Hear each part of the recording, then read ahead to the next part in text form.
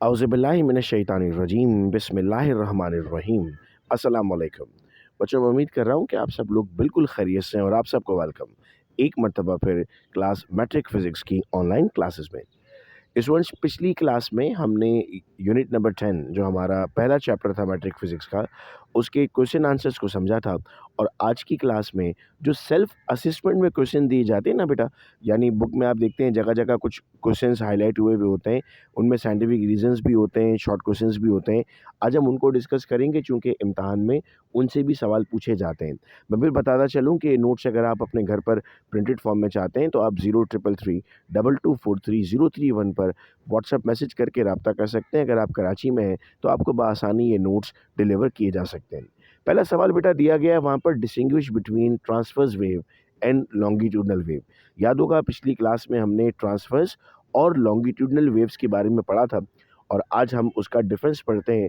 देखो हम इन नोट्स को उस तरह से लिख रहे हैं जिस तरह से एग्ज़ाम में आपने करना होगा। तो आप देख रहे हैं मैंने हेडिंग्स लगाई हैं डिफरेंस बिटवीन में, आपको भी इसी तरीके से डिफरेंस बिटवीन में हेडिंग्स लगानी होती हैं। पहली हेडिंग है आपकी डायरेक्शन। तो हमने क्या लिखा, in longitudinal waves particles of medium vibrate in direction of the wave. जिस डायरेक्शन में वेव है उसी डायरेक्शन में पार्टिकल वाइब्रेट करते हैं। कल पढ़ा भी था हमने कि पैरेलल होते हैं ना, पैरेलल मतलब साथ जाने वाला। और ट्रांसवर्स में हमने क्या कहा सर, ट्रांसवर्स में हमारे पास 90 का एंगल बनता है, यानी परपेंडिकुलर हो जाते हैं। फिर आता है मीन पोजीशन। हम कहते हैं the portion of wave in which particles of medium are very close to each other is called as compression. जब पार्टिकल नज़दीक आ जाएंगे तो कहलाएगा कंप्रेशन।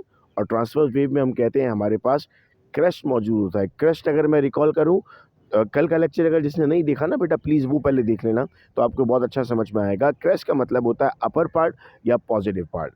फिर आता है हमारे पास wavelength. So distance between the centres of two compression and refraction. नज़दीक आने को कंप्रेशन, दूर जाने को रेफ्रैक्शन कह रहे थे। और इसी तरह हम क्रस्ट और ट्रफ के दरमियान डिस्टेंस को वेवलेंथ का नाम दे रहे थे। सेकंड क्वेश्चन पूछा गया, wave motion transfer energy without moving matter. Justify this statement with an example.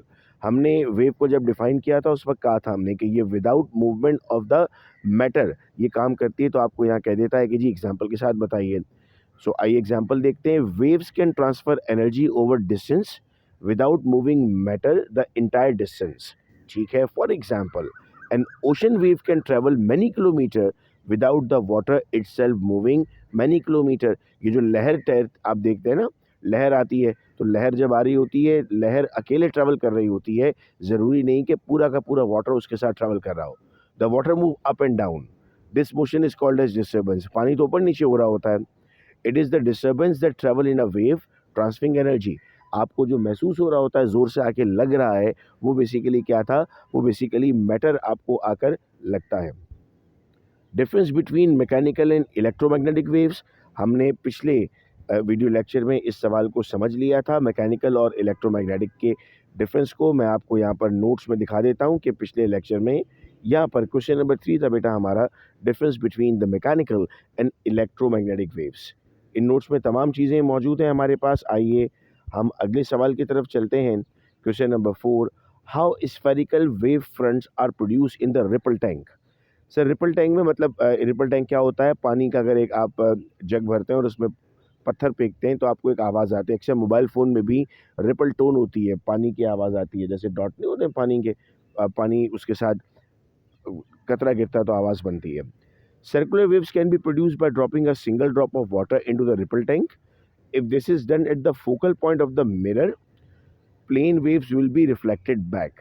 अगर आप इसमें कोई मिरर इस्तेमाल कर लें और मिरर के साथ ये काम कर रहे हो तो आपको बाकायदा वेव बनती हुई भी उसमें नज़र आती हैं। तो उसने पूछा था हाउ, आपने जवाब दिया कि use of a mirror. What is difference between displacement and amplitude. कल मैंने आवाज़ चेंज करके आपको बताई थी ना, अपनी मेरी आवाज़ मैंने तब्दील की थी, ज़्यादा और कम की थी और आपको एम्पलीट्यूड बताया था।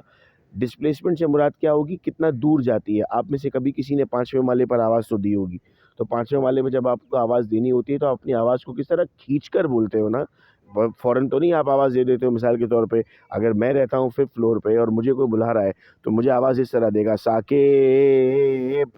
आवाज़ का डिस्प्लेसमेंट बढ़ाएगा, चीख कर बोलेगा तो शायद मुझे आवाज़ ना सुनाई दे।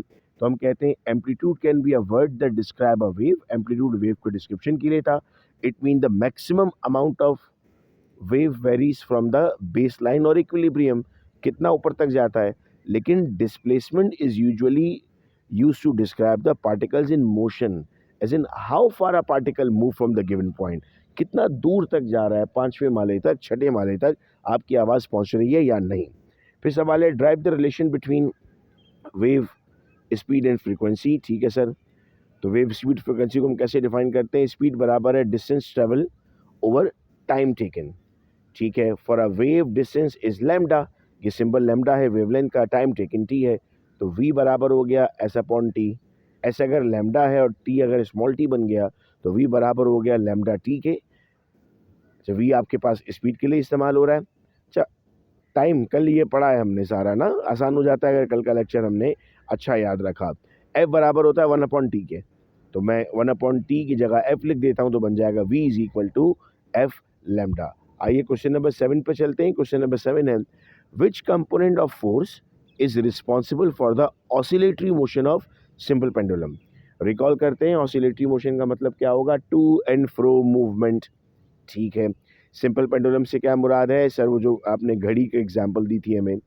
The restoring force responsible for the oscillations of simple pendulum is the component of gravitational force mg sin theta due to the earth on it। कहता है सर कौन सा कंपोनेंट रिस्पॉन्सिबल है? तो हमने जवाब दिया mg sin थीटा। वेट का फॉर्मूला होता है mg sin थीटा, हम इसलिए लगाते हैं sin थीटा बराबर होता है परपेंडिकुलर अपॉन हाइपोटेन्यूज के। तो sin थीटा लगाने का मकसद ये होता है कि आप चूंकि उसमें आपको यहाँ पर पेंडुलम बेटा दिखा देता हूँ जो कल हमने समझा था, ये रहा भाई पेंडुलम, और यहाँ देख रहे हो फोर्स लिखी हुई भी है, मैं इसको जूम करता हूँ अगर, तो mg sin थीटा वो फोर्स आपको यहाँ पर नज़र आ रही है जो ज़मीन की तरफ उसको खींच रही है। तो इससे भी आप लोगों को ये बात याद रह सकती है। क्वेश्चन नंबर 8 है आपके पास, at what position acceleration of simple oscillatory pendulum is maximum and why. कब मैक्सिमम होगी? तो हम कहते हैं sir in simple harmonic motion the acceleration is maximum when the displacement from equilibrium is maximum. मतलब जितना ज़्यादा आप उसको डिस्टर्ब करते हैं, जितना दूर तक पेंडुलम जाएगा, उतनी ज़्यादा एक्सेलरेशन प्रोड्यूस होगी आपके पास। नेक्स्ट आपके पास है the normal reaction of the bowl of on the ball is in upward direction, why is it not moving in that direction. एक बाउल में अगर आपने बॉल रखी है और उसको आपने घुमाया है, मूव करवाया है, तो उससे बेटा ये सवाल पूछा जा रहा है। तो आइए इसका जवाब देखते हैं। When you throw a ball up in the air, जब आप बॉल ऊपर फेंकते हैं, its direction velocity on the way up although it rises up into the air is actually downward. उसको वापस नीचे आना है ना, न्यूटन ने कहा था कि कोई भी चीज़ जब ऊपर जाएगी तो वो वापस नीचे ज़रूर आएगी। On it's way up its speed decrease, जब वो ऊपर जाता है तो उसकी स्पीड कम होती है। आपके पास कोई भी चीज़ पड़ी हुई है, अगर मार्कर है, शॉर्पनर है, कोई भी चीज़, उसको उठा के फेंको ज़रा ऊपर, तो थोड़ी देर बाद आप वो नीचे आएगा ही ना, चूँकि जा तो भले ऊपर रहा है लेकिन उसकी वेलोसिटी डिक्रीज हो रही है। until it momentarily stops at the very top of the ball motion its acceleration is minus। तो इसलिए आपके पास उसकी एक्सेलेरेशन भी हम माइनस में ले रहे हैं, चूँकि ज़मीन की तरफ उनको वापस आना होता है।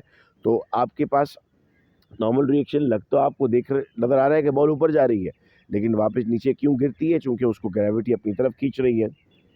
Where is the ball in the bowl system moving fastest and slowest. Bowl system में बॉल कहाँ फास्टेस्ट और कहाँ स्लोएस्ट रहेगी? The ball is fastest at the lowest point, जब नीचे आएगी ना तो तेज़ होगी।